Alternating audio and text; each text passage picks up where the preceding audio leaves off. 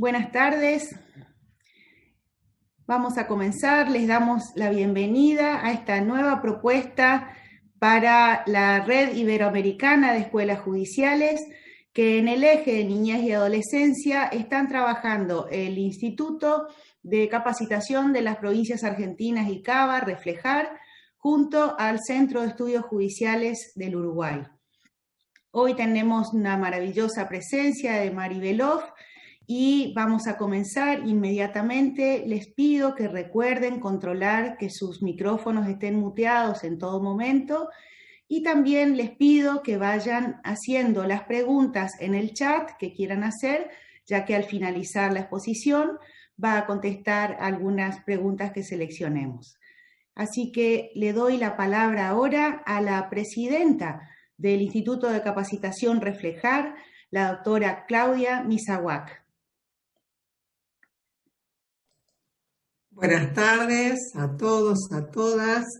Realmente una hermosa tarde acá en Argentina, en Entre Ríos, con frío, pero hermosa tarde acompañado por todos ustedes de tantos lugares y tantos países diferentes. En este momento estamos conectados 170 participantes, pero quiero resaltar que nos acompañan participantes de Argentina, participantes de Uruguay, de España, de Chile, de Bolivia, de Perú, de Colombia, de Honduras, de Guatemala, de Venezuela, de Panamá, de Costa Rica y de Paraguay.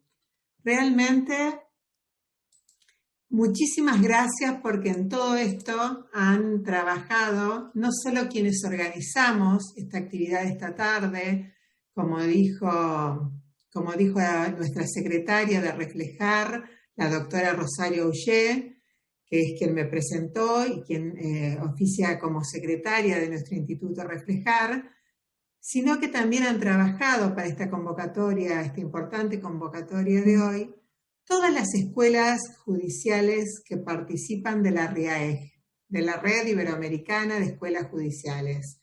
Yo, antes de entrar a presentar a quien nos va a ilustrar, de algún modo, si se me permite la expresión, esta tarde, pero que más que ilustrarnos, pretendo sea un rico intercambio, porque esta herramienta que ha hecho que podamos estar conectados tantos países de Iberoamérica de esta forma, y en una época tan trágica como es esta pandemia, tan triste como es esta pandemia, sin embargo, desde esos países centrales de Centroamérica, de Sudamérica, todos hoy los que están con temperaturas de calor, los que estamos con frío y los que están muy fríos allá en la Patagonia Argentina, todos juntos estamos esta tarde para escucharla a la doctora Beloff, pero fundamentalmente para interactuar.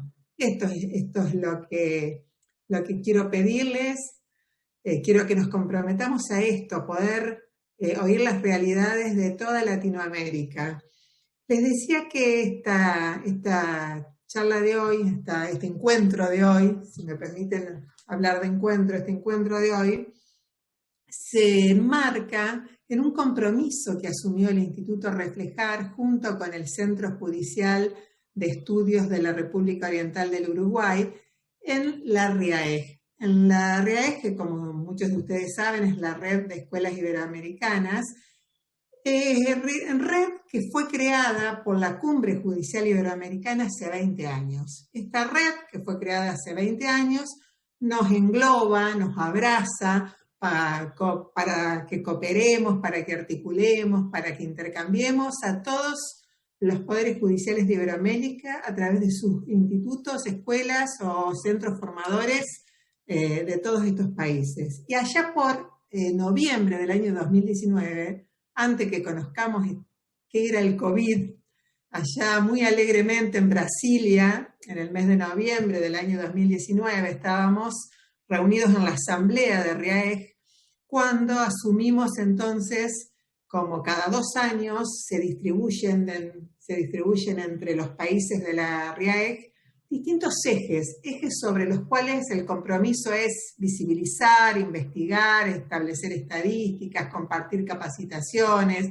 Bueno, ese eje que es niñez y adolescencia en infracción con la ley penal fue asumido por la República Argentina, en este caso por las escuelas de los poderes judiciales provinciales, y por la República Oriental del Uruguay a través de su Centro de Estudios Judiciales, el CEJU.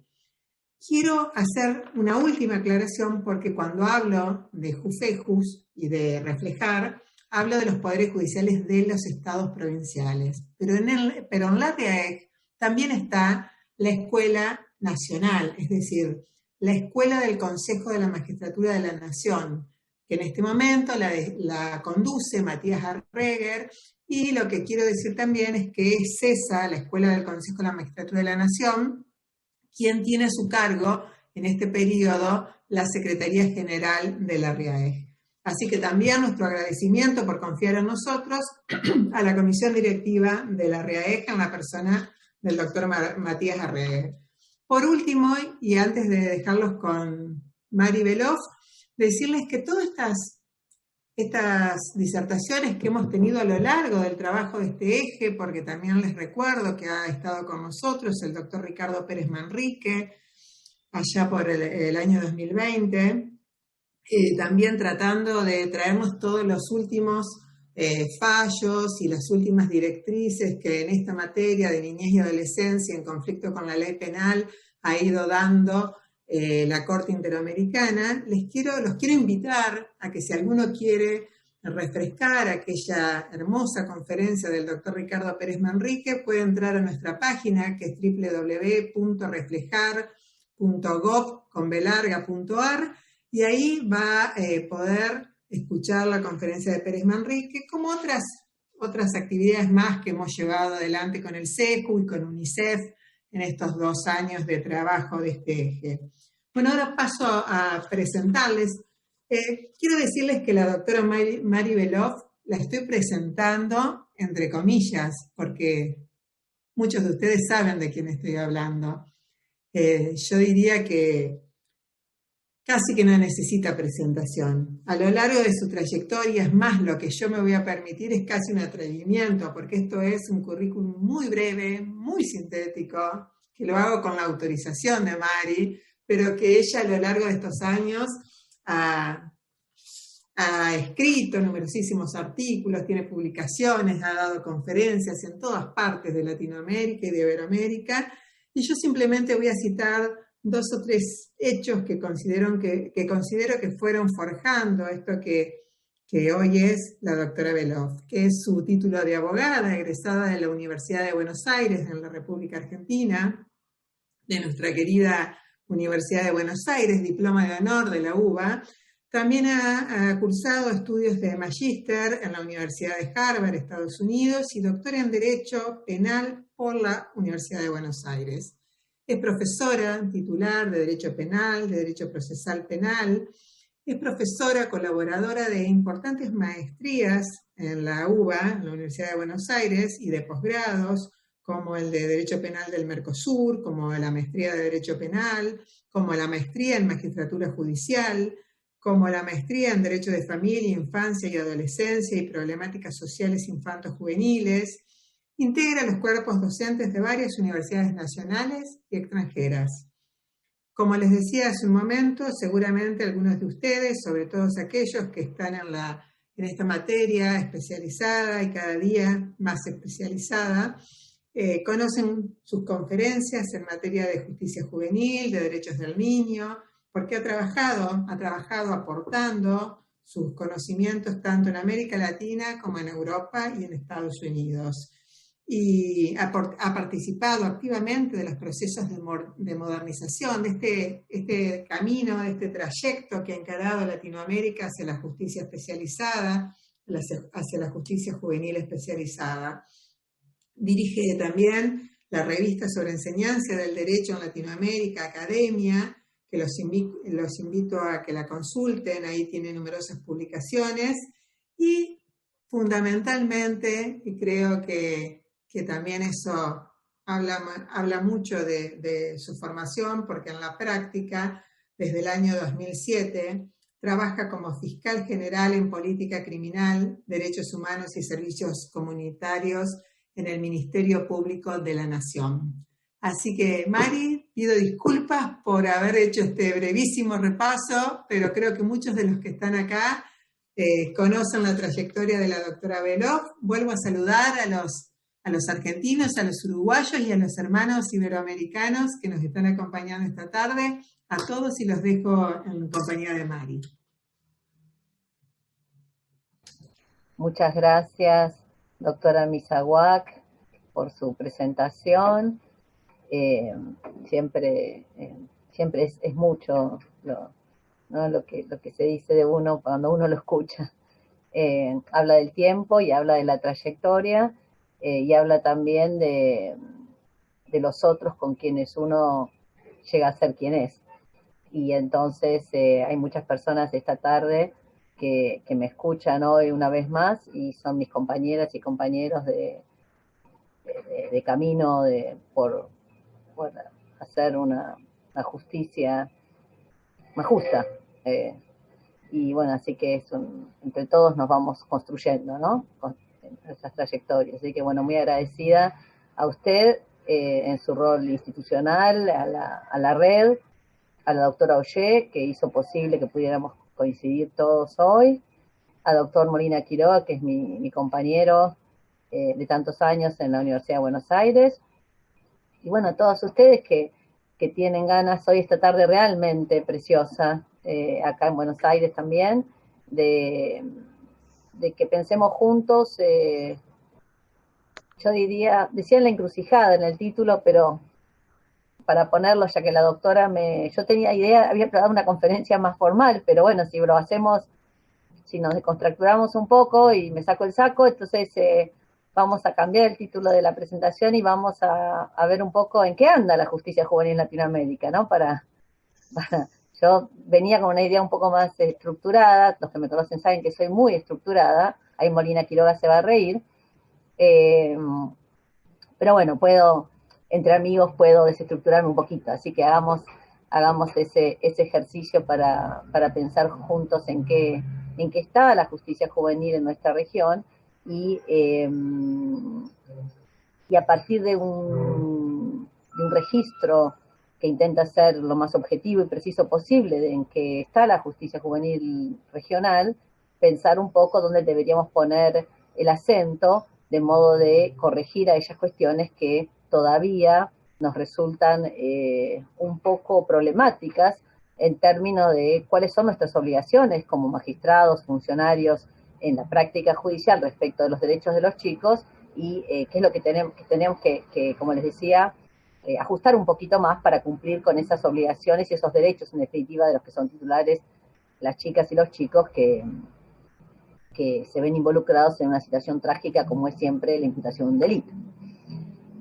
Así que les propongo en aproximadamente tomarme acá puse el tiempo, cuando escuché a la doctora voy a ajustar un poco el tiempo para que no sea tan extensa la presentación, sé que el formato no es el ideal y que eso hace que la atención un poco se complejice, de modo que creo que me voy a tomar como una media hora para hacer la presentación general y entonces después, si les parece, vamos viendo problemas específicos. A mí me encantaría que pudiéramos ver algunas cuestiones particulares de los países, pero bueno, si les parece, hacemos ese esquema. Yo hago una presentación general de lo que veo son las tendencias y después conversamos entre todas y todos. Entonces, el punto de partida es algo incómodo. Es incómodo porque en general no nos gusta escuchar que algo en lo que se depositó mucho esfuerzo, como fue el proceso de reformas legales en materia de justicia y adolescencia en América Latina, sobre todo en relación con la justicia juvenil, sigue teniendo problemas. Porque cuando se iniciaron estos procesos a principios de los años 90, se instaló la idea de que automáticamente cuando se cambió la legislación, ese cambio legal iba a tener un impacto en la realidad. Es una tendencia muy latinoamericana esta de asociar el cambio social a una reforma legal como de forma mágica, y esa dinámica genera muchísimas dificultades, sobre las cuales yo no puedo esta tarde detenerme, pero que en el caso de la justicia juvenil latinoamericana tienen como un escenario privilegiado para sacar conclusiones aún respecto de otros ámbitos de regulación, como puede ser la justicia penal en general. Sabemos que el continente en el último cuarto de siglo atravesó el llamado proceso de reforma de la justicia penal, de sustitución de los modelos inquisitivos por sistemas acusatorios, o aún me animo a pensar que algunas conclusiones podrían sacarse respecto de transformaciones en el ámbito del derecho privado, como puede ser la justicia de familia o tribunales especializados de otra naturaleza. Me digo en este sentido en cómo en nuestra región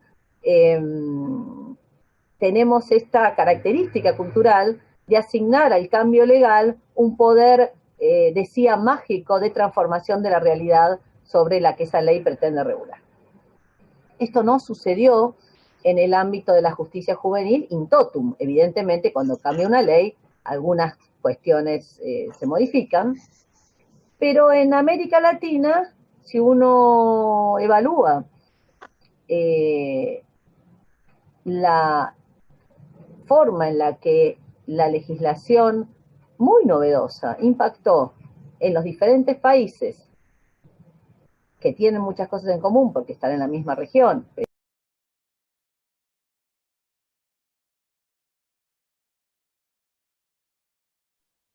Quedó muteada, doctora. Ahí está, gracias. ¿Qué pasó? En rigor, lo que les decía, la realidad de la justicia juvenil latinoamericana en términos de reducción de la violencia, que fue la aspiración principal de la reforma, no parece haberse concretado, tanto si se consideran los números de los adolescentes privados de libertad, como de las situaciones de aseguramiento de medidas no privativas de libertad, como aún el respeto material, no formal, a las garantías del debido proceso. Esto es, si uno analiza un montón de variables, se encuentra con una cantidad de dificultades. Por eso les decía que como que el punto de partida es un poco problemático, porque sería fantástico que yo viniera hoy a decirles, miren, cambiamos toda la legislación de Latinoamérica, estamos fenómenos, no hay problemas, pasemos la página. Ahora, al mismo tiempo les tengo que decir algo, que si ustedes revisan la literatura especializada en materia de justicia juvenil a nivel mundial, por lo menos de la que a la que yo tengo acceso, por los idiomas que puedo leer, desde que existe la idea de una justicia especializada, se denuncia su crisis. Entonces, por un lado, digamos, como se dice en lenguaje coloquial, una de cal, una de arena. O sea, por un lado hicimos todos estos cambios legales tan significativos que parecen no haber tenido tanto impacto en la realidad, pero por otro lado parece que es consustancial a la justicia juvenil, al menos la percepción de quien la observa desde afuera, pero también de los operadores, de que está en crisis. Entonces, este es el marco, una justicia nueva aún en la Argentina, porque esto también es un dato muy importante. No quiero enfatizar en el dato argentino, pero se suele plantear que la justicia juvenil argentina no es tan nueva, cuando en rigor la justicia juvenil, por las características del modelo constitucional argentino, se organiza a partir del derecho público local, digamos, de las reglas de cada jurisdicción provincial, y prácticamente, si no todas las jurisdicciones argentinas, provinciales, reformaron su respuesta al delito de las personas menores de edad, ya sea a través de una ley específica de protección o de un código procesal penal específico para los adolescentes, o bien de normas incluidas en una ley procesal penal general. De modo que la Argentina hizo su modelo de adecuación al derecho internacional de una forma diferente que el resto de Latinoamérica por las características institucionales del país, ¿sí? Por el modelo político organizacional federal argentino, pero no es que la Argentina no cumplió con esas obligaciones. Subsisten, no obstante, si debo decirlo, cuestiones vinculadas con el derecho penal de fondo, que son competencia del Congreso Federal, pero que, más allá de algunas cuestiones muy específicas, que no viene el caso que desarrolló, y porque esta es una presentación más general, sí permiten considerar que en cuanto a los estándares generales introducidos por el derecho internacional, la Argentina acompaña el camino latinoamericano. Entonces, en este sentido, vemos una transformación importantísima, como les decía, pero una realidad que parece resistir esas transformaciones legales. Entonces, ¿dónde está el problema? Uno, como les dije, siempre vemos la justicia juvenil como en crisis. Pero hay un problema, para mí, específico, que tiene que ser más tematizado, y por eso aprovecho esta ocasión para traerlo a la consideración de todas y todos ustedes, que es lo que tiene que ver con la dificultad que tenemos en nuestra región de conectar las reformas legales con las reformas institucionales. Esto es, si ustedes observan cualquier legislación provincial, bueno, acá nos contó la doctora Misawa que hay colegas de prácticamente todos los países latinoamericanos, me corrigen si la legislación de ese país no lo tiene, pero creo que hasta las tengo muy, muy al día, y creo que lo que voy a decir está en todas ellas. Desde el mandato a los países de contar con respuestas a los delitos de los más chicos, que no sean respuestas penales, todo lo que se incluye bajo el amplísimo paraguas de la justicia restaurativa, en todas sus formas. Lo que la Observación General 24 del Comité de Derechos del Niño incluye bajo el nombre de diversion, digamos, ¿no? Todas esas formas. Todo el otro paquete de medidas que la misma Observación General 24 incluye bajo el paraguas de disposition, digamos, una palabra que en la Argentina son antiguas, pero es la que usa hoy el Comité de Derechos del Niño para referirse a todo lo que son formas alternativas ya iniciado el proceso penal.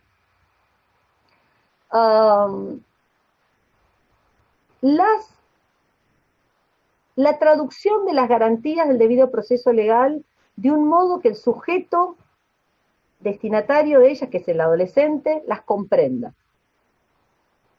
Esto es lo que la combinación entre el principio de especialidad y las garantías procesales. Una posibilidad de respuesta en caso de que fracasen las medidas sustitutivas al delito del adolescente que no sea la privación de libertad. Todo eso, que es la base de lo que el derecho internacional dice que los países tienen que hacer y que está en todas las legislaciones, sin embargo, no se ha construido en América Latina. Si sucede, es porque existe un programa, una iniciativa, una circunstancia de la buena voluntad de los operadores o de algún funcionario o magistrado, pero no hemos logrado que la política criminal juvenil, porque de esto se trata en definitiva, que el contenido de la política criminal juvenil traducido en la legislación se exprese en un arreglo institucional que haga posible esa legalidad y por lo tanto esa política nueva. Entonces, lo que sucedió, que es lo que ya estaba, es una respuesta que legalmente, desde el punto de vista de los enunciados legales, ha avanzado considerablemente respecto de los enunciados de los tiempos tutelares inquisitivos, pero que, en definitiva, en su bajada a la vida de las chicas y de los chicos, no genera un impacto significativo en la reducción de la violencia. Entonces yo suelo dar, yo lo planteo con un ejemplo que algunos me han escuchado alguna vez, pero me parece que viene, que lo puedo traer otra vez porque me parece que es claro. En el modelo anterior, si es que tampoco es que es tan blanco sobre negro, pero digamos la legislación anterior, la intervención estatal, paternalista, injustificada, generaba una cantidad de problemas que todos conocemos en el marco del proceso inquisitivo. Básicamente, el desconocimiento de un montón de derechos de libertad de los chicos y de las chicas y del debido proceso legal, sin que realmente esa justificada protección de esos chicos y chicas se realizara. Aquello que la Corte Suprema de los Estados Unidos denunció en los años 60. El modelo sustitutivo, en los hechos, lo que hace es directamente desconectarse de los deberes estatales de protección especial hacia los adolescentes y las adolescentes. Ahora, entonces, ¿cómo, en la práctica, cómo sucede? Si un chico o una chica se involucra en conductas delictivas y tiene sus primeros contactos con la justicia penal especializada de un modo que no sea significativo en términos de reintegración social, porque el mecanismo restaurativo, alternativo, no está funcionando, es muy probable, por las dinámicas de la selectividad del sistema penal, que la semana que viene, dentro de un mes, dentro de 3 meses, vuelva al juzgado o a la fiscalía con un hecho más grave. Entonces, de alguna forma, el sistema nuevo sigue fabricando delincuencia juvenil por omisión, no por aquel exceso. No sé si se puede, si queda clara el ejemplo. Entonces, esa omisión, para mí, está en la raíz de la construcción de la especialidad. Y requiere una reconstrucción de los mecanismos informales de control social asociados o que interactúan con la justicia especializada. Porque no hay posibilidad de éxito en términos de reintegración social. Recordemos que la justicia juvenil no tiene justificación punitiva, retributiva. Entonces, no hay posibilidad de éxito en la reintegración social si una comunidad no logra reconstruir su entramado social, sus mecanismos informales de control social en una clave garantista que asegure a las chicas y a los chicos involucrados en delitos todos los otros derechos de los que probablemente este chico, esta chica hayan sido deprivados en su crecimiento, que son la causa por la que se pusieron, vulneraron la ley penal. Entonces, es en esa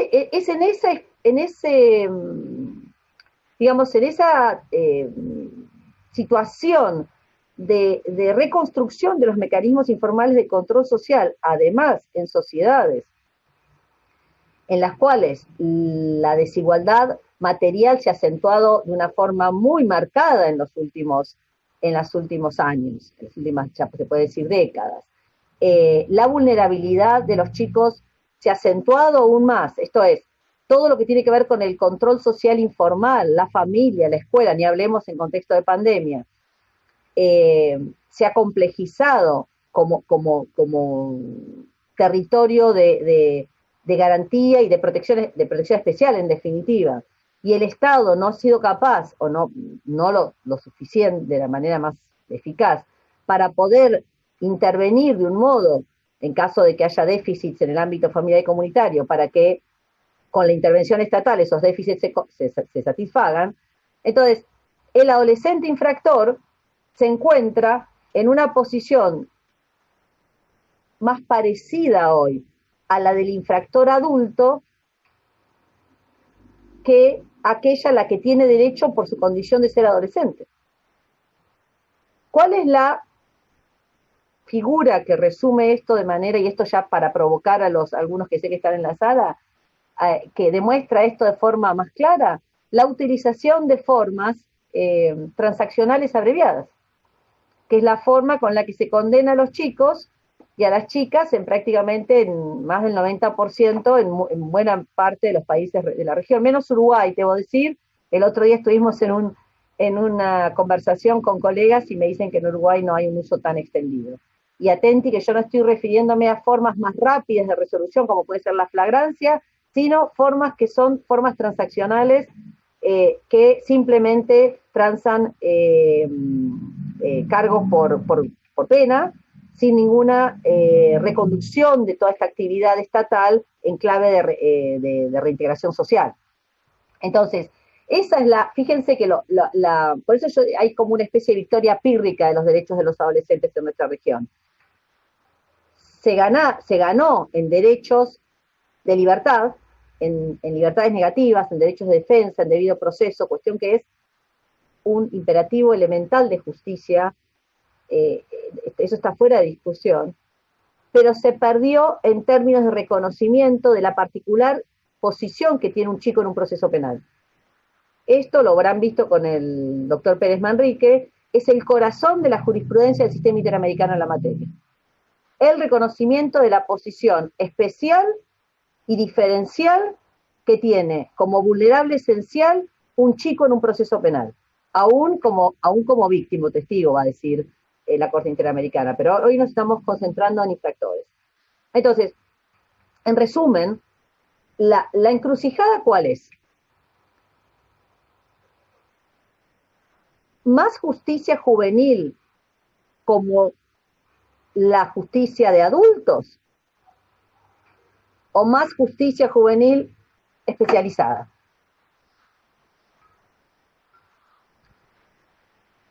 Estamos nosotros como operadores en esa disyuntiva.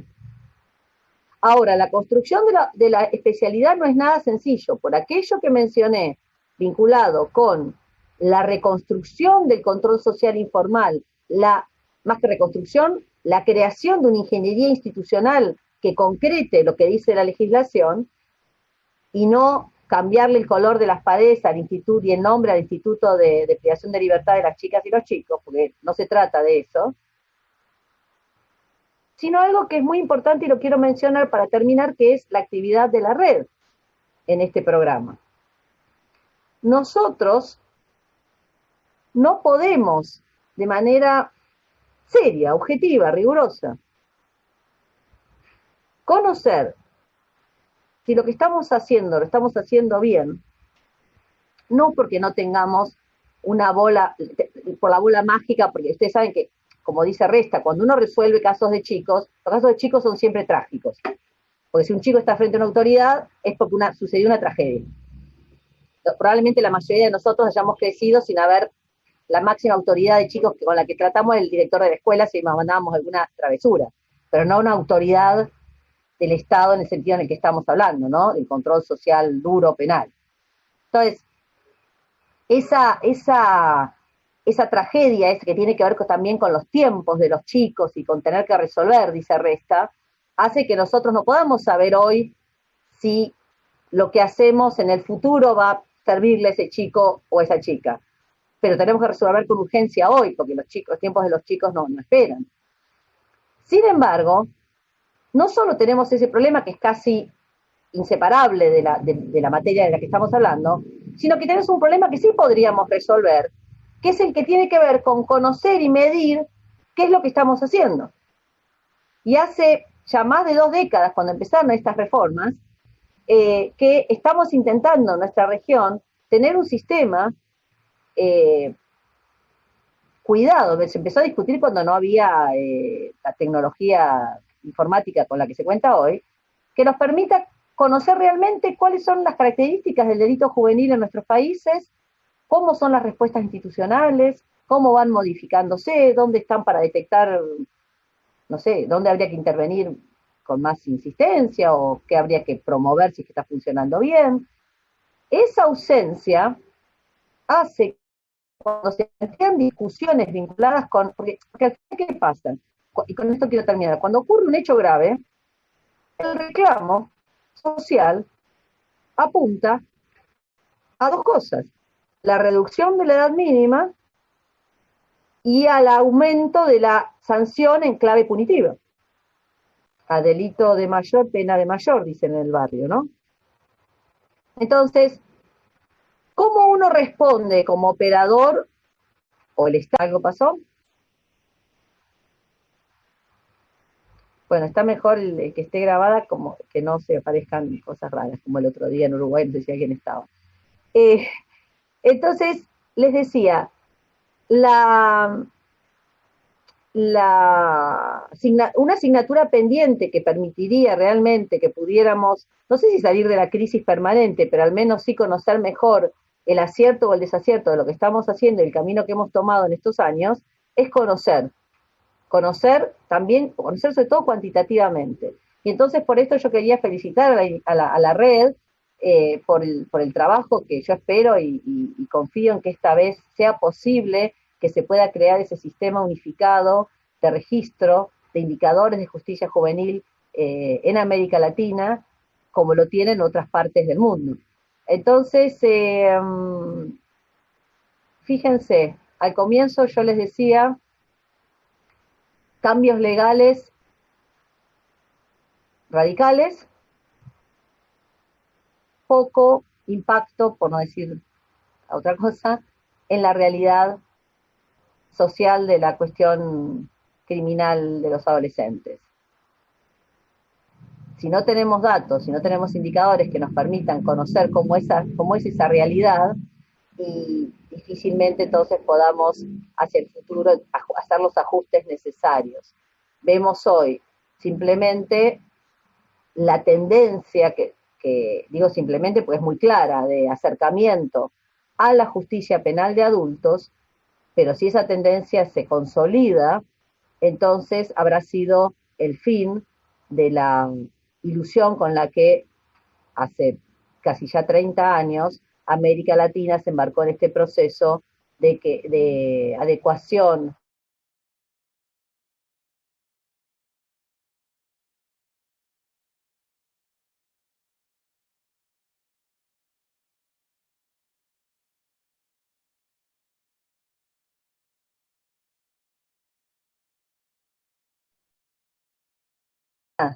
les decía,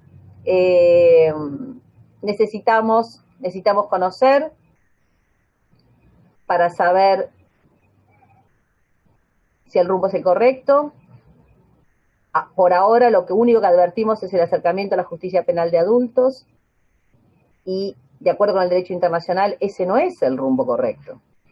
Pero de todos modos necesitamos los indicadores que esperamos, doctora Misawat, pronto podamos empezar a construir juntas y juntos, y a todo el equipo.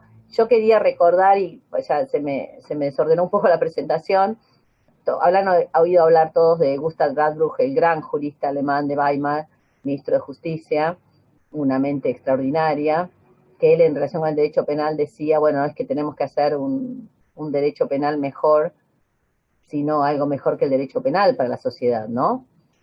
Y a mí me parece a veces que con la justicia juvenil pasa lo mismo, cuando se instalan los debates, y yo ahora he visto unos movimientos hace poco, unas cositas medio raritas que ya las conozco, cuando empiezan a aparecer, yo rezo porque ninguna chica, ningún chico, sobre todo en el año electoral, haga alguna cosa tremenda, porque ahí sí se desatan los reclamos de reducción de edad y demás. Pero les decía, por recordar a Radbruch y a los que pensaban en serio el derecho, no como eslóganes, el derecho internacional no nos está diciendo hagan una justicia juvenil mejor, nos está diciendo hagan algo mejor que una justicia juvenil para las chicas y para los chicos, sobre todo los que están en mayor condición de vulnerabilidad en un continente tremendamente desigual. Entonces, con esa, parafraseando al gran maestro alemán, dejarles estas inquietudes para que podamos conversar juntas y juntos. Gracias.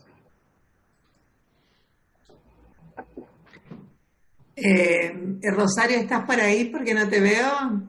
Sí, aquí estoy. Bueno, simplemente quiero hacer una aclaración antes de dejarte a vos con las preguntas y con las respuestas.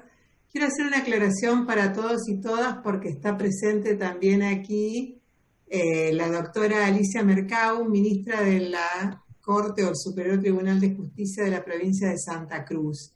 En realidad, Mari ha mencionado en una o dos oportunidades este sistema de indicadores o esta posibilidad que estamos llevando adelante de hacer indicadores más confiables de la justicia penal juvenil en todas las provincias argentinas, que es una tarea que hemos asumido como reflejar JUFEJUS.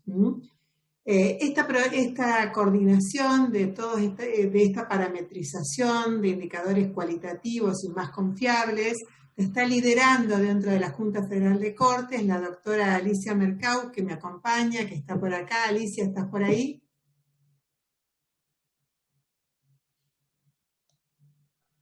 Acá estoy, Claudia. Bueno, la está liderando Alicia, que hoy nos acompaña y que les quiero decir que es una tarea titánica, titánica verdaderamente, porque si bien estamos a la vez tratando de enlazar esto con el resto de Iberoamérica, como bien saben ustedes, la República Argentina, por su organización institucional, por su organización federal, presenta muy especiales complejidades. Cada provincia argentina tiene su propia organización de justicia, su propia legislación procesal. Bueno, hemos encarado entonces esta tarea que junto con el CEJU, también está colaborando el Centro Judicial de la República Oriental del Uruguay, pero claro, la República Oriental del Uruguay es un país más pequeño, no solo en cantidad de habitantes, sino que tiene también menos territorio, menos habitantes y sobre todo una organización central. Es un país unitario con una organización central. Así que ojalá el próximo año podamos estar mostrando estos indicadores, que son indicadores que pretenden acercarse a las obligaciones internacionales que hemos asumido y a los índices que exige UNICEF hoy para toda América. Así que bueno, les quería decir que esto es una tarea en la que estamos embarcados como reflejar, pero estamos recién atravesando los primeros pasos. La dejo entonces a Rosario, que si luego alguien quiere algo. Una sola cosita quería agregar yo, que agradezco a la doctora Mari Beloff que nos dé el espaldarazo, porque bueno, con su peso académico y su experiencia, nos ayuda para que todos nos concienticemos sobre la necesidad de hacer este relevamiento. Muchas gracias, doctora. Estoy muy ilusionada, debo decir, realmente con que sea posible después de tantos años. Sí, estoy muy ilusionada y muy agradecida a ustedes por haber asumido la tarea, que es muy compleja. Ahí preguntaba, no sé bueno, cómo van a... ya que sí, quería leer la pregunta que está relacionada directamente con el tema del que están hablando para luego enfocarnos en otras preguntas. Y entonces quería leerle una que dice: si bien es importante elaborar indicadores de justicia penal juvenil, ¿no es preferible estudiar los factores sociales que inciden en la criminalización juvenil? Si no, parecería que siempre estamos intentando dar respuestas desde el mismo lugar. ¿Qué opina, doctora, de esto? Perdón, no sé si es mi opinión como que es un poco irrelevante en este sentido. Yo siempre digo, yo intento dar una respuesta basada en el derecho y en la mejor doctrina, ¿no? Qué sé yo, más que una opinión. Lo que creo es que esa pregunta revela una correctísima, digamos, una precisa lectura de las exigencias del derecho internacional. El derecho internacional le dice a los países, como primer mandato, eviten que las chicas y los chicos se vean involucrados en conductas delictivas. Ese es el primer mandato, que es de prevención del delito juvenil. Por razones que yo no puedo plantear hoy y que algunas de ustedes, con algunos hemos conversado en clases muchas veces, en América Latina, sobre todo, la traducción, lo que yo llamo la traducción latinoamericana del Corpus Juris, implicó perdernos, que se perdió la idea de prevención del delito juvenil. O sea, tiene que ver con unos motivos que yo no puedo desarrollar, pero la cuestión de prevención del delito desapareció de nuestra conversación en el último cuarto de siglo. Si ustedes se fijan, los congresos, las actividades, nada de prevención del delito. Todo empieza una vez que el chico o la chica ya cometieron el delito. Y esto es una lectura tergiversada, por decirlo suavemente, de lo que manda el derecho internacional. Fíjense, y acá hay, no sé si hay colegas de España, tuvimos oportunidad de escuchar a unos profesores que invitamos a una actividad de posgrado en la facultad de España, y en España la discusión sobre prevención del delito está muy presente, ¿sí? Entonces, la pregunta de recién va al punto central, prevención del delito. Ahora, esta es una reunión de juristas y operadores de la justicia. Entonces, por eso yo enmarco mi análisis en la situación que tiene que ver con la actividad judicial. Si fuera una actividad que involucrara a actores de la sociedad civil, del Poder Ejecutivo, entonces ya podemos discutir ya lo que usted señala en la pregunta, que es cómo se previene el delito juvenil. Estamos clarísimos.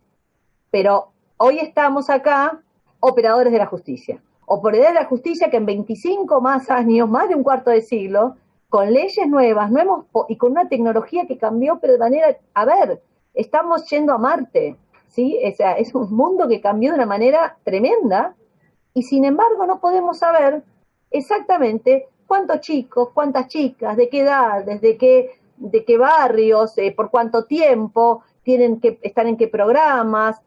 Entonces parece que hay alguna clase de obstáculo que es de otro orden. No podemos conocer o no queremos conocer.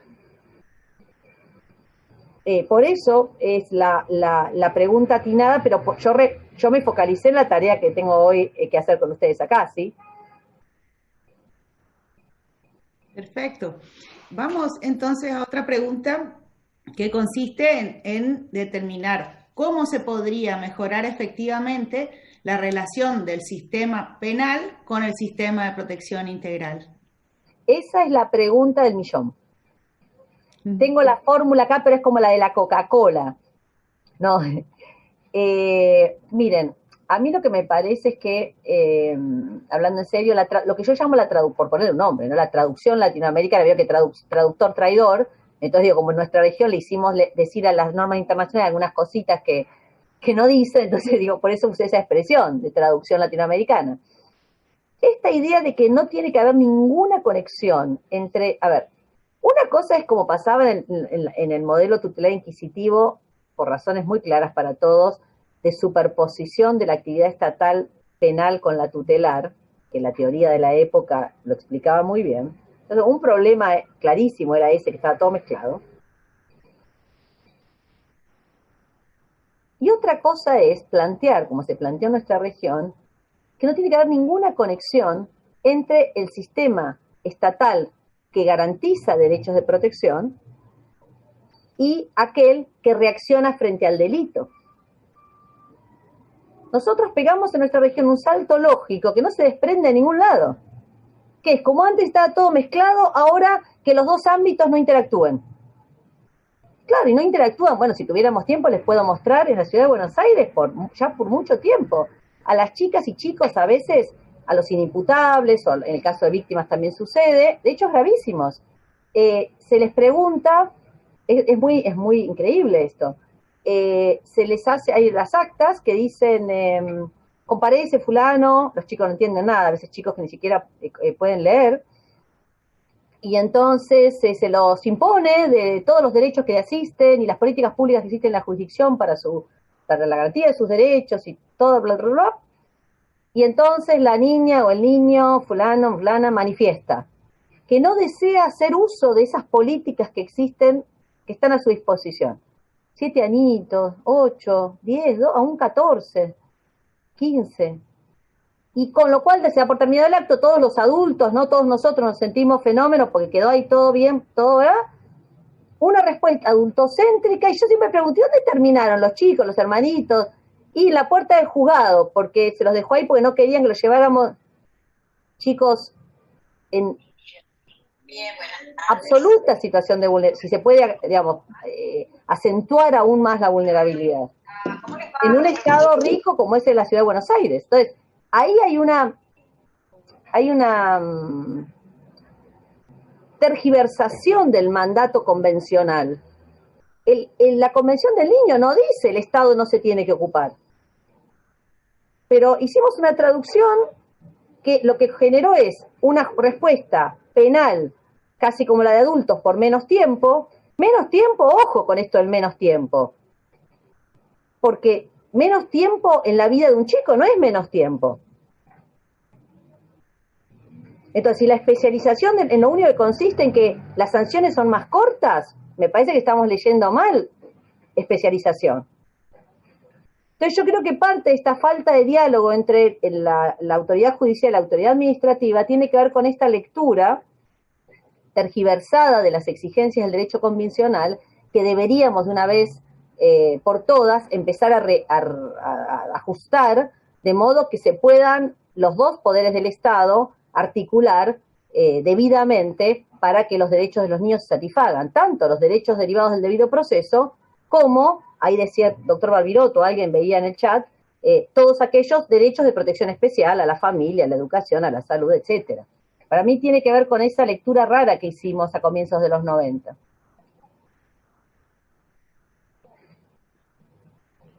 Bien, ¿podría caracterizar sintéticamente en qué consiste la especialidad para que la misma sea acorde a la normativa de derechos humanos? Excelente pregunta. Sí, yo no quise, como sé que son todos especialistas, no quería dar las definiciones, pero viene al pelo porque a veces se confunde. Y ya que estuvieron con el doctor Pérez Manrique, lo tomo como yo misma fui construyendo la idea de especialidad. Hay cierto desorden normativo en Derecho Internacional de Derechos Humanos, esto es muy característico, digamos, de ese tipo de norma. La Corte Suprema de Argentina tampoco ha ayudado mucho, algunos tribunales latinoamericanos sí lo han hecho, Colombia sin dudas, Costa Rica, con decisiones muy claras sobre el contenido de la especialidad, por ejemplo, para la no autorización del abreviado, pero en definitiva de lo que se trata, y en esto, a ver, yo, ¿cómo lo entiendo? ¿Es un análisis que hago? Nosotros, ¿cuál es el cuerpo internacional al que estamos, digamos, que tenemos que mirar para entender el contenido de las normas internacionales? El comité, pero no tiene fuerza vinculante, la Corte Interamericana. Y la Corte Interamericana ha construido una hermenéutica, si uno con paciencia, tampoco es muy clara, pero a veces, pero con paciencia uno puede ir armando la estructura argumentativa de la Corte Interamericana, que es fácil, porque en materia de niños, la Convención Americana tiene poco. Artículo 19 de la Convención Americana, derecho a medidas especiales de protección. Traducido desde el punto de vista filosófico, eso es paternalismo justificado. Obligaciones positivas. Del 19, la Corte Interamericana construye una respuesta penal diferenciada. Para la Corte Interamericana no hay separación en dos universos que no dialogan, protección y penal. Para la Corte Interamericana, por la condición de vulnerabilidad esencial de las chicas y de los chicos, cuando el Estado, obligado a garantizarle medidas especiales de protección, sobre todo si tienen otras vulnerabilidades asociadas a la vulnerabilidad derivada de la edad, cuando esos chicos y esas chicas se ven involucrados en delitos, la respuesta que se tiene que dar diferenciada se basa en esa vulnerabilidad derivada de la menor edad, derivada de la protección especial. Este es el punto de partida. Fíjense que la Corte Interamericana no argumenta sobre la base del 5.5, que es el artículo específico de adolescentes en la Convención Americana.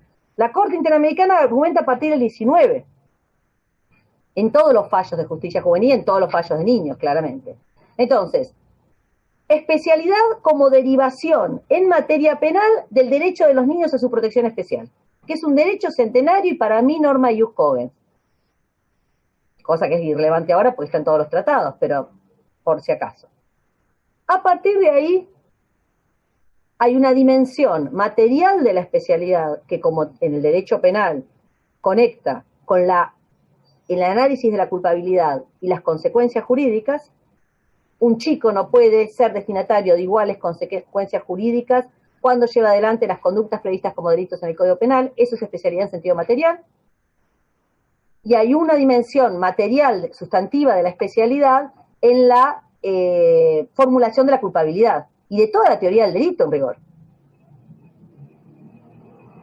Ustedes pueden hacer una traducción de toda la teoría del delito de la dogmática penal atravesada por el principio de especialidad. Igual me daba gracia, nota al pie, estaba revisando el otro día que un profesor de la cátedra estábamos discutiendo para un artículo o un texto de Coll, ¿se recuerdan? Coll, el gran penalista argentino de la primera mitad del siglo XX. Con esta cosa del centenario del Código Penal estoy volviendo a los autores clásicos argentinos que eran fantásticos. Moreno, Coll, todos ellos. Ramón Mejía. Y entonces Coll, fíjense, por ahí por el año 40, hacía todo un análisis sobre la innecesariedad de, por ejemplo, castigar a menores de edad por razones de imprudencia, por razones vinculadas con bagatelares. Creo que el agravante de la banda no la consideraba, pero era claramente el análisis que hacía él en tiempos tutelares, positivistas, era una forma rústica de lo que hoy llamamos principio de especialidad. Súper interesante. Entonces, está la especialidad en sentido material, sustantivo, ¿sí? Que, como les digo, tiene efectos en el análisis dogmático, sobre todo de la culpabilidad, pero de también de los errores, etcétera, y fundamentalmente en las consecuencias jurídicas. Pero como sabemos los penalistas que lo que hace la diferencia en la vida de una persona grande o chica es el proceso, lo crítico en la especialidad, por eso titulé la conferencia, está en la traducción de la especialidad en la dimensión procesal. Y esto va no solo a la construcción de un trámite que tenga un sentido para el adolescente. En términos, miren, Carlos Nino no desarrollaba mucho la cuestión procesal, pero yo he estado estos últimos años trabajando mucho temas de justificación y lo he traído a la conversación a Carlos Nino por respeto y porque creo realmente que aporta mucho al diálogo que tenemos que tener hoy en el país sobre justificación de la actividad penal estatal. Hay una dimensión de ciudadanía y de reconocimiento del sujeto en la forma en la que se lleva adelante el proceso. Y si eso es idéntico a lo que se hace con adultos, más allá de que, digamos, hay una corrección formal desde el punto de vista del aseguramiento del debido proceso legal, la defensa, los recursos, todo lo que implica el debido proceso legal, hay un déficit material de toda una regulación que no se está haciendo cargo de las características específicas de la persona, del personaje central del proceso, que es el adolescente imputado. Entonces, ahí es la especialidad en sentido procesal, donde para mí lo crítico, lo que tiene que ser construido en clave pedagógica también, porque de ahí se nutre la reintegración social, desde el principio del proceso. Por eso el problema con el abreviado, salvo que se lo haga de una manera muy particular, y sé que acá hay gente que lo hace con el mayor cuidado. Por otro lado, y acá venimos a conectar con el inicio, en el sentido de la ingeniería institucional, hay una dimensión de la especialidad que es orgánica. Dimensión de la especialidad orgánica que se ve hoy garantizada en esta actividad. Porque la especialidad orgánica requiere no solo operadores especializados en el sentido de una organicidad especializada, sino también un entrenamiento especializado. Porque si yo gano un concurso, qué sé yo, me siguen, porque bueno, todos tenemos carrera judicial, y de pronto vengo a una formación en penal, doy el examen, me pongo a trabajar ahí tengo amigas y veo colegas de la provincia de Buenos Aires que siguió mucho este proceso. Ahora ya pasaron muchos años, pero al inicio mucha gente que ingresó a menores con un entrenamiento penal. Era la jurisdicción especializada, pero la mirada que había era de penal de adultos. Y entonces ahí hay un déficit en la especialidad porque se requiere no solo la organicidad especializada, sino un entrenamiento especializado, que creo hoy ha pasado mucho por el conocimiento de las normas específicas, que no son tantas ni tan complejas, la verdad sea dicha, pero que sigue teniendo un déficit en lo que tiene que ver con lo interdisciplinar. Esa parte no está siendo satisfecha, más allá de que en todos los países, todas las leyes especializadas enfatizan la cuestión de la interdisciplina y de los equipos interdisciplinarios. No hay especialidad posible sin una construcción interdisciplinar. En el fondo, la especialidad es garantía de DESCA de los niños, niñas y adolescentes, especialidad es interdisciplina. Especialidad no es derecho penal menos intenso. Perdón, disculpen que me lo hice un poco largo. Excelente, porque ha ido respondiendo varias preguntas, así que muy bueno. Le hago otra pregunta que va al comienzo de su exposición, ¿no? Y preguntan aquí, usted planteó que la brecha que existe entre reforma legislativa y reforma institucional hace mella en el cumplimiento de los compromisos internacionales asumidos. En ese contexto, ¿cuál entiende usted que es el rol del juez penal juvenil? Es una interesantísima pregunta. El rol del juez y el rol de todos los actores procesales especializados es cumplir con la ley. Por eso, porque hay medio un poquito de, no digo que se lleve esa intención, pero puede ser un poco tricky esa pregunta, ¿no? Porque tampoco vamos nosotros a poner en cabeza del juez de menores que resuelva la desigualdad estructural en la que están millones de chicos en el país, que era aquel reclamo a los jueces de menores de que fueran la herramienta de combate contra la pobreza. Ahí estamos confundiendo todo. Por eso cuando alguien hizo la pregunta sobre el conocimiento de las causas del problema, que es fundamental, yo dije, ok, atenti, pero no nosotros. Porque esta es la parte que tiene que hacer otro, ¿sí? Y es mucho más importante que lo que hacemos nosotros, eso sin duda. Pero esa afirmación no significa que el juez penal juvenil se pueda desentender de los deberes de prestación positiva que eventualmente el Estado en la función judicial tenga que garantizar en un caso determinado. Este es el punto.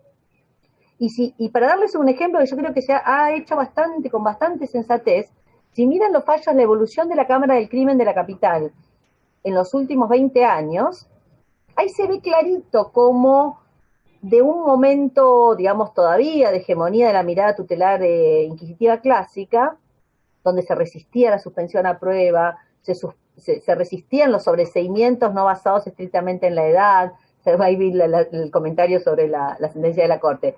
Había como mucha resistencia al cambio, ni siquiera por una ideología, era por la propia inercia burocrática, todos tenemos eso, ¿no? Hubo un segundo momento donde aparecieron épocas de condenas más duras, cuando se consideró, bueno, entonces, como la Corte, como en los Estados Unidos, no hay más paternalismo, respuesta penal. Mismas garantías que los adultos. Prisión preventiva, igual que disposición tutelar. Estamos hablando mediados de los años 90.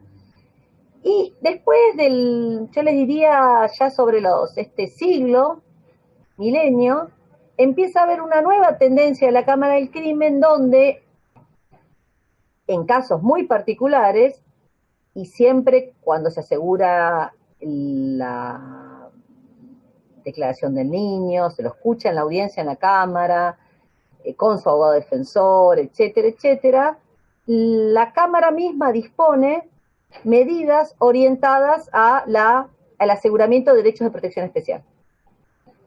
Pero desde otro lugar. Entonces, por eso, ahí estoy, o sea, la Cámara no va a convalidar un planteo que determine que un chico o una chica está en absoluta desprotección y vulnerabilidad, permanezca en la calle, por decir, el ejemplo que les decía antes, ¿sí? Frente a esos casos, con pedido de los adolescentes de acuerdo, digamos, de que se mantenga una medida de protección especial, la Cámara lo ha convalidado. Ese es el tipo de argumento que me parece puede hoy hacer un juez, no más que eso.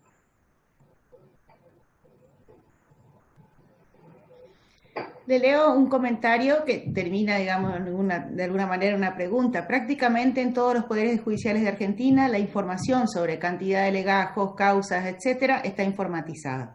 Los tipos de causas, los bienes jurídicos más violentados, las características de la población que cae en el sistema penal en lo que se refiere a niños y niñas en conflicto con la ley penal. Sin embargo, en los procesos de reforma, estas cuestiones no se tienen en cuenta. Y a su vez, dice, nos seguimos mirando nosotros sin pensar en las reformulaciones del resto de los organismos del Estado que confluyen en un sistema penal. Y ahí vi, sí, Rosario, y algo más, ahí vi, alguien escribía, yo recuerdo cuando era meditoria en tribunales que las estadísticas se las hacían hacer al que se llevaba peor con el secretario, o al que, ¿no? A mí nunca me tocó porque no sé, como que era medio nerd, pero como que las estadísticas eran un castigo. Las estadísticas las hacían un castigo. Nadie se las tomaba en serio. Entonces, claramente, ahora sí, a ver, hay que crear, esto tiene que hacer de alguna forma que no recargue al operador. Pero esto es el punto de partida. Porque además, si recarga al operador, además no va a funcionar, porque nosotros no podemos hacer todo. Sí, tal cual, Lucre se las inventaban, sí, totalmente, sí, pero un clásico. Entonces, a ver, pero bueno, la tecnología ayuda, pero no me malinterpreten para nada, creo yo que esto tenga que ser más labor, más carga a los operadores que ya de por sí están sobrecargados, no en absoluto. Yo creo que el día que querramos conocer realmente vamos a poder conocer. A mí me parece que no queremos conocer, no sé por qué. Me excede eso. Ahí había otras, pero no pude llegar a leer, Rosario, lo que decían las compañeras, los compañeros. Sí, hay muchas preguntas. Te quería leer una. Quisiera saber su opinión en cuanto a la colisión que existe entre los derechos y garantías de niños, niñas y adolescentes con la protección especial y tutela de las víctimas de la Convención de Belén do Pará, CEDAW, etcétera. Ahí, sí, pero la quería leer, perdón. Sí, cómo no. Sí. Lucía debe ser. Lucía, eso es un temazo. Pero me llevaría 4 días esa explicación. Es súper, súper interesante, pero bueno, lo que pasa es que esto abre otra línea muy complicada en la justicia penal general, que es, bueno, esto que yo discutía con mi maestro Julio Mayer, porque recuerdan su teoría, a partir de que él construye desde la Convención Americana el derecho al recurso del imputado, bueno. Y entonces Mayer como que de alguna forma empezó siendo una de las personas que trajo la discusión de que la víctima era un convidado de piedra en el proceso penal inquisitivo. ¿Recuerdan Mayer de los 80, digamos, principios de los 90? Mayer después se dio cuenta como que tanta víctima le privatizaba el proceso, entonces como un poco empezó a escribir que había habido, bueno, a la Mayer, que era maravillosa la forma de expresar. Entonces todo el tema de la víctima del proceso penal como víctima ha puesto en cuestión todo lo que hemos estudiado hasta ahora. Pero además, o sea que ya es todo un tema, la víctima niño tiene una protección adicional a la de víctima. Y ni les cuento la víctima niña. Entonces, yo bueno, por ahí lo escribí, si a alguien le interesa le mando el artículo. Yo lo que intenté ver es cómo se van generando las protecciones cruzadas, porque el adolescente, por adolescente, también tiene protección reforzada en el proceso. Entonces hay que ver ahí, por ejemplo, en algunas instancias concretas del proceso, no sé, puede ser una cámara Gesell, un cross-examination, hay que ver, digamos, diferentes cuestiones, cómo se resuelve y se ponderan las tensiones normativas, ¿sí? Pero no podría explicarlo ahora porque me llevaría muchísimo tiempo. Y lo que puedo hacer después, si quieren, le mando a Rosario el texto, que ella lo distribuya, pues debe tener los correos de ustedes, porque si me pongo a hacerlo ahora va a ser un lío bárbaro. Bastante que no se me apagó la computadora. Y había alguien más ahí, Federico siempre me hace preguntas difíciles también. Protección integral. Ok. Es que Federico, ahí tenemos un problema, porque vieron todos la pregunta de Federico de protección integral. Eso es el problema del eslogan, Federico, que ha generado muchas dificultades en la ciencia, lo que yo llamo la teoría general de los derechos de los niños. Yo intento hacer una teoría más jurídica, no de los eslóganes. Y protección integral, jurídicamente, es una categoría que viene de décadas en el derecho de niños, niñas y adolescentes, es como interés superior del niño. Entonces esta idea de que protección integral es algo nuevo, es falso, simplemente. Ahora, si uno entiende por protección integral la idea de que hay que garantizar la mayor cantidad de derechos de las chicas y de los chicos, ahí eso es otra cosa, ¿sí? Pero la expresión protección integral es del puro tutelarismo. Y viene a la reforma por una lectura muy particular que se hace de la legislación brasileña. Pero bueno, acá compramos la palabrita y ahí la repetimos. Si ustedes estudian todos los tratados hablan de derecho a medidas especiales de protección especial, medidas de protección.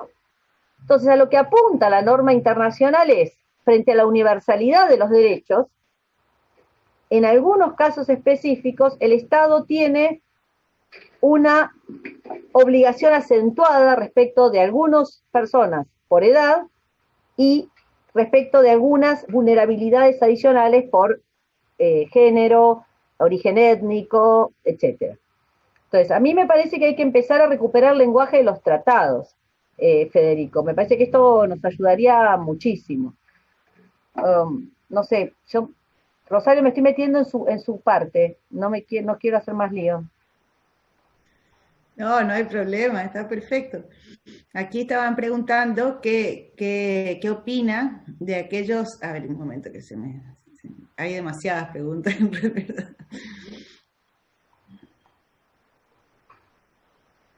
No, le quería leer. Un momento.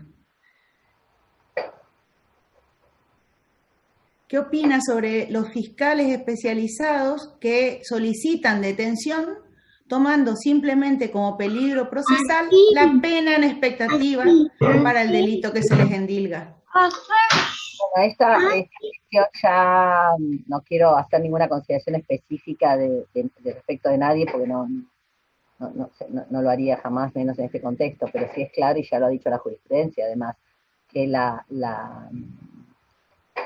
consideraciones sobre peligro de fuga y peligro de entorpecimiento tienen que ser consideraciones específicas, concretas, referidas al caso y no a la eventual la combinación, digamos, en abstracto punitiva. Digamos, esto ya lo ha resuelto la jurisprudencia hace mucho tiempo, de modo que eso sería mi única. Y si esto se considera en general en la justicia penal, imagínense cuánto más respecto de chicos y de chicas. Ahora, atención, algo muy importante en la construcción de la especialidad, no identificar medida cautelar con medida de protección especial, con medida de seguridad. Porque un poco lo que pasa es que, como con los chicos siempre todo lo protegemos, entre comillas, dale que va, total medida de exposición. Y a mí me parece que la construcción de este nuevo derecho de infancia y adolescencia especializado exige afinar las herramientas más sofisticadas del derecho penal y procesal penal de adultos, y ahí recién traducir en especialidad. Especialidad no puede implicar, menos ahora, olvidarnos de las reglas generales. Entonces, la carga argumental, primero del Ministerio Público cuando solicite, y después de quien toma la decisión de determinar en una medida si la razón por la que se adopta esa medida es cautelar, es de seguridad, o es, digamos, tutelar en el mejor sentido posible, es fundamental. Digamos, no podemos, y ahí sí hay un problema legislativo. La verdad es que la mayor parte, las leyes más nuevas latinoamericanas esto lo tienen más claro, pero de la primera tanda de reformas de los 90 hay mucha superposición en el contenido de la medida cautelar con la medida de protección especial. Sí, ahí tenemos un lío. Pasa con adultos también con algunas medidas, ¿no? Pero en el caso de los chicos es más complicado por esto que alguien marcaba en el chat de la permanencia de un ideal inquisitivo tutelar.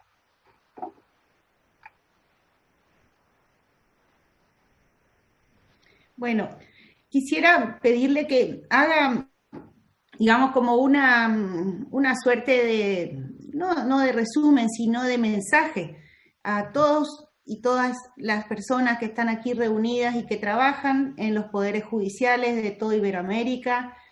¿Qué mensaje les dejaría para poder seguir adelante, seguir trabajando con ganas y seguir especializándonos y formándonos? Esto no me habían dicho que tenía que preparar.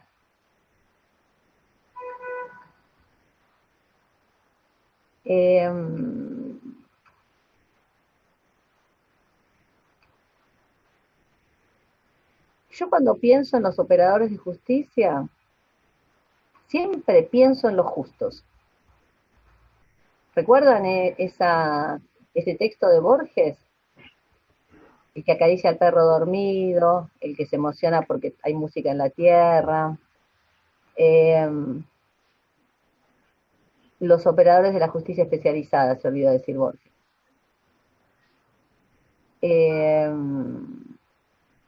Porque, y vuelvo a Resta, porque el ámbito,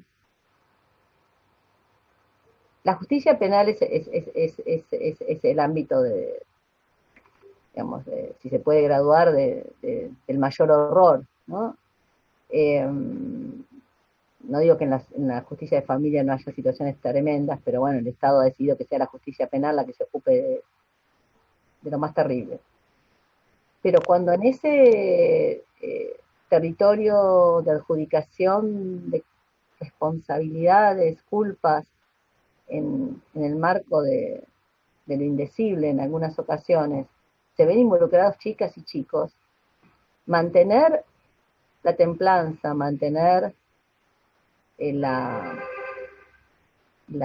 vocación, mantener el entusiasmo, la palabra amable, comprensiva, habla de gente muy especial. Por eso digo, habla de justos. Entonces, por eso también creo que la reforma latinoamericana en un sentido equivocó al plantear estas dicotomías insalvables entre el modelo anterior y el modelo nuevo. No hay posibilidad de construir lo nuevo, salvo que vengan robots a adjudicar los casos penales y penales de adolescentes. Son las personas las que hacen la diferencia, las personas que en vez de estar esta tarde, no sé, jugando al tenis o haciendo lo que cada uno le guste hacer, durmiendo la siesta, tienen ganas de conectarse a la cámara con lo difícil que es, y digo, porque es agotador, yo sé, más para ustedes que para mí, porque hablar cansa, pero no es lo mismo que estar escuchando en el Zoom. Algo los mueve a hacer esto, y es algo por ustedes, pero también es algo por los chicos, y porque creen que con su trabajo pueden hacer la diferencia en el mundo. Y entonces, en realidad yo no tengo ningún mensaje, yo solo me inspiro con mis compañeras y mis compañeros que quieren hacer las cosas bien. Así que, en realidad el mensaje es de ustedes, no es mío.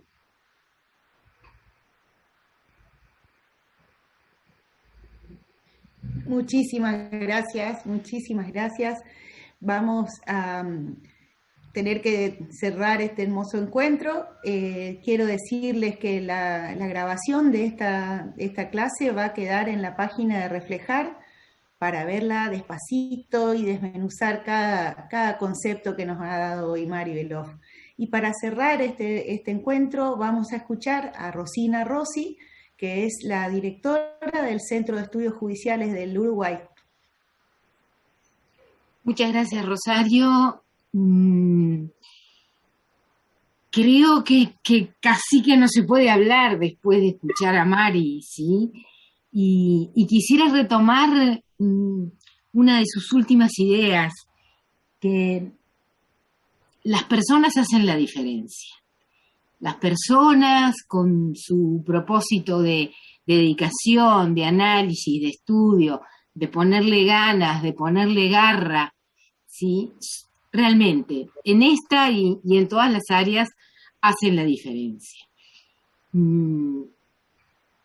Hemos armado con Reflejar esta actividad entre las dos escuelas, Reflejar y CEJU de Uruguay, en el marco de la Red Iberoamericana de Escuelas Judiciales, justamente con el propósito de compartir las mejores cosas que tenemos y que podemos producir, ¿sí? Especialmente cuando estas mejores cosas están pensadas para mejorar la vida de tanta gente, ¿sí? Y para hacer más efectiva la tutela en la que, en definitiva, estamos comprometidos todos los que trabajamos como operadores de justicia. Entonces, vuelvo a decir, no hay palabras para este cierre.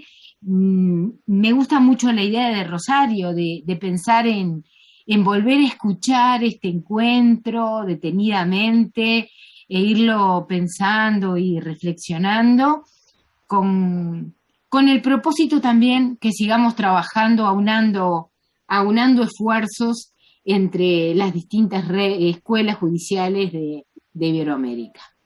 Así que con esto agradezco a Mari Beloff y a todos y a todas los que se han conectado y han puesto de su tiempo y de sus ganas, y nos estamos viendo en cualquier momento otra vez.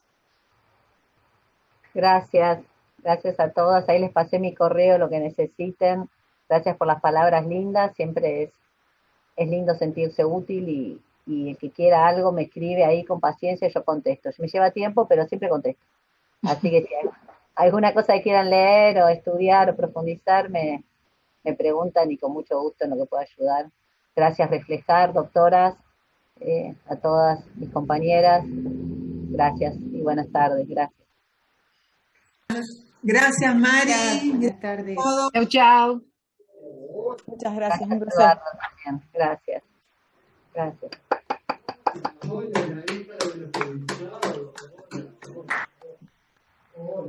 Estén bien. Cuídense. Igualmente. Chau, chau, Mari. Muchísimas gracias. La verdad que fue una tarde de aprovechamiento absoluto. Gracias. Me alegro. Ustedes, si me dicen cualquier cosa que pueda ayudar con lo de los indicadores para conversar ahí la experiencia, me avisan sin ningún problema, ¿sí? Seguimos comunicadas porque estás comprometida con el premio Reflejar, así que seguimos también. comunicadas. Sí, claro, sin duda. Que estén bien. Linda tarde. Abrazo. Chao, chao. Gracias. Bye, bye. Gracias.